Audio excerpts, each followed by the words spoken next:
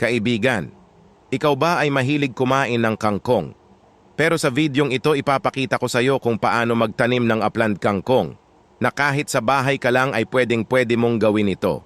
Ang unang gagawin, maglagay ng warm water sa baso at ibabad ang buto ng kangkong sa loob ng 2 o hanggang 4 na oras. Ang purpose nito, palambutin ang balat ng buto para mabilis itong sisibol. Pagkatapos ng ilang oras, mababad ang buto.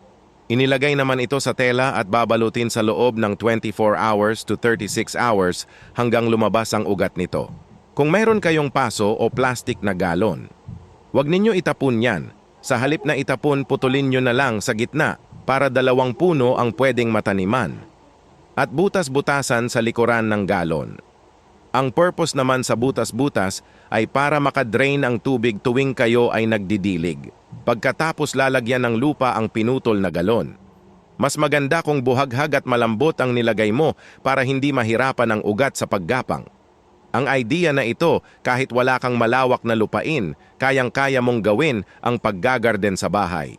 Pagkatapos ng ilang araw nag-uugat na ang buto o binhi, ang gagawin lang dito ang dulo ng ugat ay ibaon sa lupa upang mabuhay na agad ang punla. Sa ganitong pamamaraan, ang pagpupunla o pagpapatubo ng ugat ay madali lang. Dito mo din makikita ang mga kwaliteng binhi na maganda ang tubo o sibol. Pagkatapos itong itanim, diligan agad ito para manatili ang moisture ng lupa at madali itong mabuhay.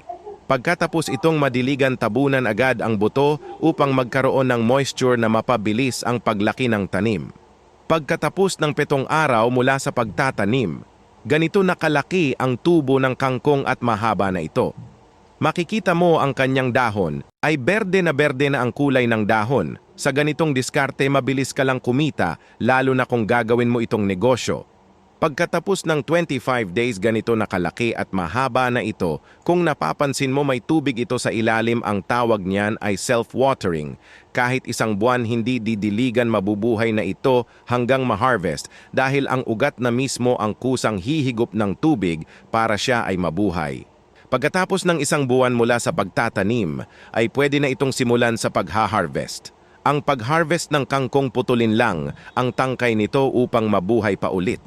Kung marami kang taniman na kangkong ay swerteng-swerte ka nito. Dahil sa ganitong klase ng kangkong na upland ay mataas ang bentahan nito sa merkado.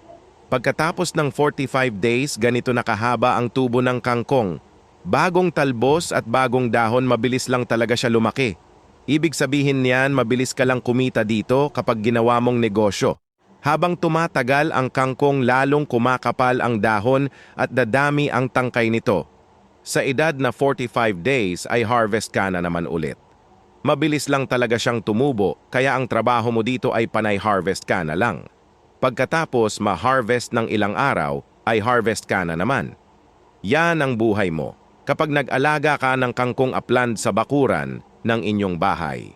Kaibigan, kung may natutunan ka sa videong ito, huwag kalimutan mag-follow at mag-share. Maraming salamat.